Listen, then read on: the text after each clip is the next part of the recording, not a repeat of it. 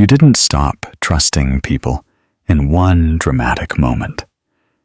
It didn't happen after a single betrayal or a major fight. It happened slowly, quietly, almost invisibly. You started smiling when you didn't mean it, nodding when your heart screamed, no. You convinced yourself they didn't mean to hurt you, that it wasn't a big deal, that maybe it was your fault. And slowly, piece by piece, you abandoned your own instincts, just to keep the peace. Carl Jung once said, "People will do anything, no matter how absurd, to avoid facing their own soul." But the tragedy of trust is that the soul is always involved. Every time we trust someone, we're giving them a small part of our soul, our story, our hope, our vulnerability. And when they break it, it isn't just disappointment we feel. It's soul fracture. But here's the cruel twist. It's not just about them. It's not just about what they did. It's about how you betrayed yourself first. Let me explain. Jung's theory of the persona, the social mask we wear to survive in the world, explains why we keep trusting the wrong people. The persona is the version of you that's polite, likable, non-threatening. It's the one that smiles at people who drain you, the one that says, "I'm fine," when you're clearly falling apart. The one that sacrifices your truth so others can be comfortable.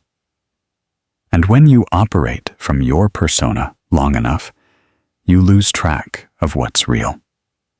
You can no longer tell when you're genuinely okay versus when you're performing okay. And that's where trust becomes dangerous. Because you're not just trusting them. You're trusting them with a fake version of you. Every time someone crossed a line and you said nothing, every time you gave one more chance that they didn't earn, every time you chose peace over truth, you didn't just give them power. You gave up the part of you that knew better. And that's the part that hurts the most. Not what they did, but that you allowed it, ignored the signs, silenced the voice inside that warned you, that you saw the red flags, and you tied a ribbon around them. Why do we do this? Because many of us were trained, often from childhood, to trust patterns, not people. If your emotional foundation was built on inconsistency, neglect, or manipulation, then chaos feels safe. And when you grow up in survival mode, your nervous system doesn't crave love. It craves familiarity. So when someone enters your life and they're unpredictable, when they guilt trip you, ignore you, then love bomb you, make you feel small, then make you feel needed, your subconscious doesn't scream, "Run!" It whispers, "Home." And now you're trapped in a loop. Because the betrayal you fear the most isn't from them. It's from yourself. You trusted. They hurt you. So now you believe, "I can't even trust my own judgment." That's the core of what Carl Jung called the shadow, the unconscious part of you that carries all the pain, fear, anger, and suppressed instincts. It's not evil. It's not something to destroy. It's the part of you that remembers what you denied. Your shadow doesn't want revenge. It wants you to stop betraying yourself. But society doesn't teach us to listen to our inner voice. It teaches us to be agreeable and forgiving, bigger than that, especially if you're someone who's kind, empathetic, or emotionally aware. You were probably told that your strength is your softness. But no one warned you that people will take advantage of that softness, that they will twist your empathy into a leash, that they will pull you close with words like, "Trust me," while secretly draining your energy, your clarity, and your ability to believe in anyone again. Eventually, you hit a point where you say, "I'm done trusting." You stop opening up. You analyze every text, every gesture. You assume the worst to protect yourself from being surprised again.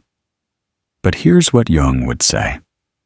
Your vision will become clear only when you look into your heart. Who looks outside, dreams. Who looks inside, awakens. You weren't wrong for trusting people. You were wrong for trusting them over yourself. That's the shift. It's not about becoming cold. It's not about being cynical or distant. It's about learning to trust your signals more than their stories. Let's get specific. Think about someone who hurt you deeply. A friend, a partner, a family member. Now rewind to the beginning. There were moments, subtle ones. They talked over you, dismissed something small you cared about. They made little jokes that didn't feel like jokes. They forgot something important to you. And you felt it. In your body. A tension. A flicker of resistance.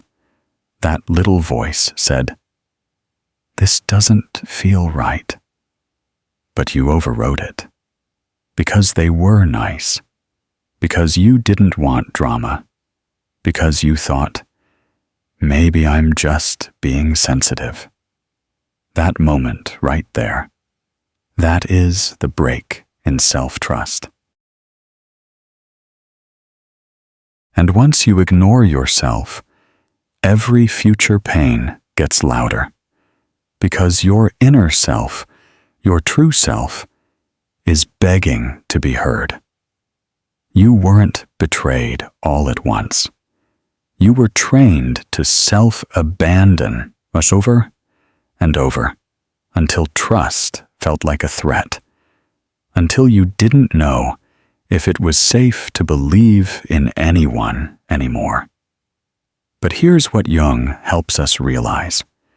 The world doesn't need you to stop trusting. It needs you to start trusting the right person, yourself. And the only way to do that is to sit with the parts of you that were silenced. Ask, why do I always attract people who hurt me? What emotion do I avoid when I'm around them? What part of me benefits from staying in confusion? These are not easy questions. They're soul questions. And the answers? They won't make you more trusting of others. They'll make you unshakably loyal to yourself. And once you do that, the people who manipulate, gaslight, or emotionally ghost you, they stop making sense. You don't trust them. Not because you're broken, but because you're finally awake. It starts with charm, not cruelty. That's the first trap most people miss. The ones who end up hurting you the most don't come in swinging. They come in smiling. They mirror your dreams. They speak your language. They give you comfort. Not love, not commitment, just comfort. Enough to lower your guard. Enough to make you believe they understand me. But what they really understand is how to use your wounds against you. Carl Jung warned that the greatest danger lies not in the enemies we recognize, but in the ones who wear the mask of our own shadow.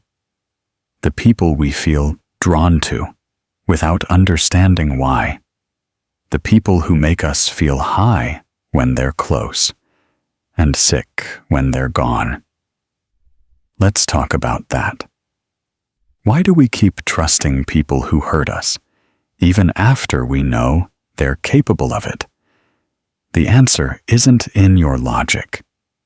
It's in your nervous system.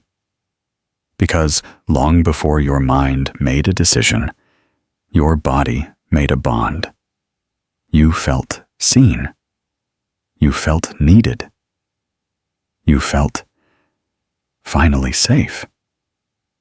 And that sensation, that rush of relief, hope, and emotional intoxication, that's not love. That's a neurochemical trap. Let's break it down. When you first meet someone who gets you, your brain releases a cocktail of oxytocin, bonding, dopamine, reward, and serotonin, validation. You feel high, connected, warm. You think it's intuition. But it might be trauma familiarity, because emotional manipulators know how to play the instrument of your nervous system. They say the right thing at the right time. They give you just enough to make you crave more. Then they pull away. You're not confused because they're unclear. You're confused because you became addicted to the version of them they used to get in. This is what Jung would call the projection of your unconscious ideal. You don't fall for who they are. You fall for who they appear to be in the moment that matches your unmet need. And the moment that illusion starts cracking, your shadow panics. Because losing them doesn't feel like losing a person. It feels like losing a piece of yourself that you finally thought you found. So, what do manipulators really do? They don't just lie. They don't just ghost. They slowly, methodically create a double bind. A psychological double bind is when you're given two conflicting messages, and whichever one you choose, you lose. Example? They tell you, "I love how understanding you are. I don't know what I'd do without you." But when you ask for clarity or commitment, they say, "You're too much. I thought you were chill. If you stay calm, you're disrespected. If you speak up, you're punished." Over time, this erodes your self-trust. Not because they broke it, but because they made you believe you're the problem. And once that happens, the trap is set. You'll try harder, over-explain, overgive, apologize for asking for basic things, not because you're weak, but because they convinced you that love is earned through emotional labor. Carl Jung believed that our shadow contains all the parts of us we suppress, including the part that sees through the mask. That means when you're being manipulated, there's a voice inside you that knows, but you've been taught to silence it. Why? Because your survival once depended on being liked, not being safe. Maybe as a child, speaking up meant punishment. Maybe being honest meant being ignored. So you learned to make peace with confusion. You learned to stay even when it hurt, because leaving was never an option. So today, when someone manipulates you with silence, with guilt, with half-truths, you don't run. You freeze. You fawn. You overfunction. That's not weakness. That's conditioning. And the only way to break it? Relearn what safety feels like. Jung's theory of individuation is the process of integrating the shadow, of reclaiming the parts of you that were silenced, rejected, or distorted. To rebuild trust, you don't need better people. You need a better relationship with your own signals. Ask yourself, when I feel confused around someone, do I listen? Or do I justify? When I feel drained after an interaction, do I brush it off? Or investigate? When someone tells me who they are with actions, do I believe them or explain it away? This is how you begin the process of retrusting your inner world. Because manipulators don't take your power all at once. They take it in fragments. They chip away at your truth until all that's left is performance. You become a version of yourself you don't even recognize. Quiet, over-accommodating, suspicious, exhausted. And the saddest part? You think it's love. Because the pain feels familiar, and familiar feels safe. But Jung would say that until you make this unconscious pattern conscious, you will repeat it and call it fate. So what's the turning point? The turning point comes when you finally say, "This doesn't feel like love." It doesn't matter if they didn't yell. It doesn't matter if they never hit you. It doesn't matter if they always come back. If you're in a relationship where you doubt your worth, suppress your truth, and feel like you're always one step away from being abandoned, it's not trust. It's a trauma loop. And the only way out is inward. Start journaling what your body feels when you're around them. Start tracking what your intuition says before your mind talks you out of it. Start choosing confusion-free peace over chaotic attachment. And slowly, you'll remember. Trust was never about believing in others. It was about believing yourself when something felt off, and acting accordingly. That's the revolution Carl Jung wanted. Not a world where we stop trusting people. A world where we start listening to ourselves again. So how do you move forward? When your trust has been shattered, your inner compass broken, and your heart doesn't know who's safe anymore? Carl Jung believed that healing isn't about rebuilding what was lost.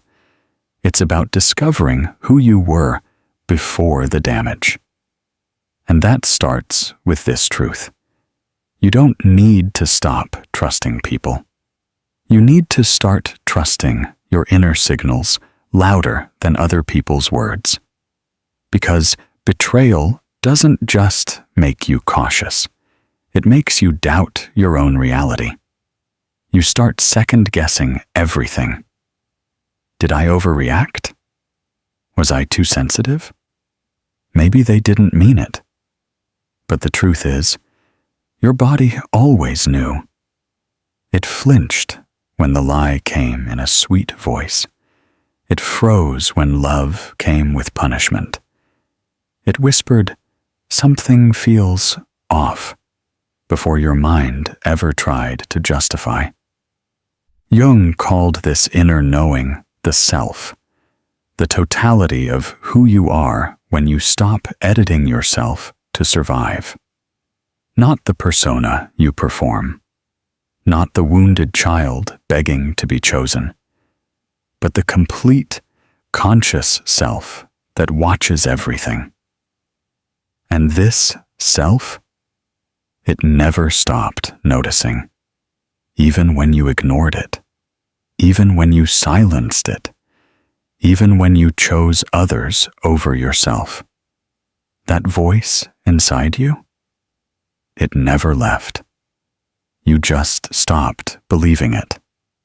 Let's talk about what real trust feels like. It's not fireworks. It's not butterflies. It's not anxiety disguised as chemistry. Real trust is calm, boring, even. It's being able to exhale, to speak your truth without walking on eggshells, to have hard conversations without being punished, to be loved even when you're not convenient. But if you grew up around emotional chaos, calm will feel uncomfortable. You'll call it fake. You'll sabotage it. You'll chase what hurts because hurt feels like home. That's the psychological trap. So how do you rewire this? Step 1. Feel your body's signals and name them out loud. You don't need to understand them fully. You just need to say, "My stomach dropped. My chest tightened. My breath feels short. This conversation feels unsafe." This simple act of labeling brings your unconscious back into consciousness. Jung's entire process of individuation is based on this. Step 2. Ask yourself, who does this remind me of? Because sometimes you're not reacting to this person. You're reacting to the emotional memory they triggered. The person who goes cold when you get emotional might remind you of your emotionally unavailable parent. The person who says, "You're too much," might sound like the friend who abandoned you. The feeling of having to perform for love might be echoing the child version of you who had to earn affection. When you see this clearly, you no longer blame yourself. You start separating then from now. Step 3. Make micro-trust decisions with yourself. Don't just ask, "Can I trust them?"